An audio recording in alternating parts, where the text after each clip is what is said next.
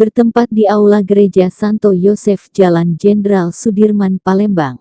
Ikatan Cendekiawan Katolik Indonesia, ISKA, DPC Palembang pada Sabtu tanggal 15 Juni tahun 2024 pukul 10 hingga 13 WIB diadakan seminar bertema Inklusivitas Cendekiawan Katolik Indonesia di Era Disrupsi Teknologi dengan pemateri Dr. Antonius Singgih Setiawan, SE, MSI Rektor Universitas Katolik Musi Caritas UKMC Palembang.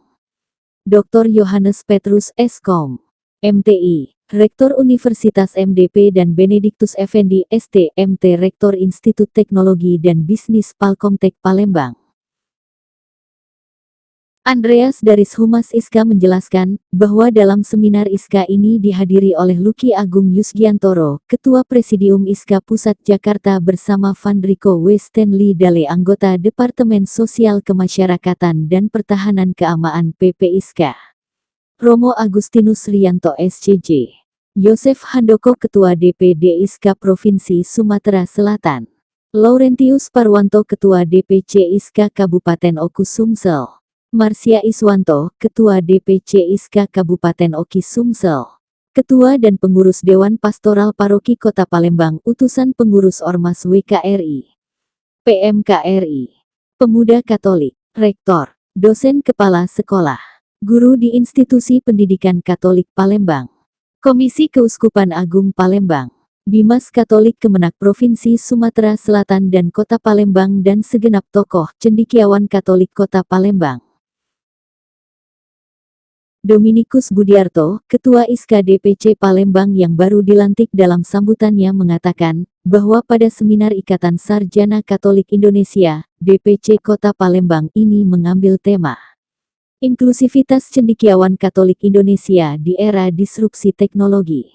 Diharapkan para pembicara dapat menyampaikan gagasan dan pandangan bagaimana inklusivitas cendekiawan Katolik pada masa kini, guna menggali kembali misi dan peran cendekiawan Katolik dalam menjalankan misi gereja di Indonesia, memberikan gambaran mengenai tantangan dan peluang pada era disrupsi bagi semangat persekutuan cendekiawan Katolik, memberikan gambaran solusi dan strategi membangun militasi para cendekiawan Katolik untuk bisa memberikan kontribusi bagi pembangunan di Indonesia. Antonius Singgih Setiawan, Rektor Universitas Katolik Musi Caritas Palembang. Benediktus Effendi, Rektor Institut Teknologi dan Bisnis Palkomtek, dan Yohanes Petrus, Rektor Universitas Multidata, MDP, Palembang dengan topik seminarnya Perkembangan Eksponensial Teknologi, AI, dan dampaknya dalam kehidupan manusia saat ini, guna mewujudkan inklusivitas dalam proses kaderisasi cendekiawan Katolik agar krisis kaderisasi cendekiawan dan juga aktivis Katolik saat ini menjadi pekerjaan rumah serta dalam kesempatan ini para pembicara memberikan gambaran mengenai bagaimana kita sebagai kaum awam memandang perkembangan teknologi dan juga keterkaitannya dengan pewartaan kabar keselamatan di tengah-tengah manusia. Saya mencoba untuk membuat gambaran. Jadi kalau kita bicara tentang kaderisasi itu ya kita bicara tentang untuk apa, kemudian mau ngapain, siapa, bagaimana caranya. Nah, ada pria, ada perempuan, kemudian bersekutu menjadi sebuah keluarga kecil. Ikatan dengan ormas-ormas lainnya. Nah, seperti itu ikatan. Jadi mohon Bapak Ibu yang menjadi pengurus yang mengenal ISKA, mari membangun ikatan. Sehingga ISKA ini bisa inklusif, progresif, kemudian juga diperhitungkan ya, sebagai ormas Katolik.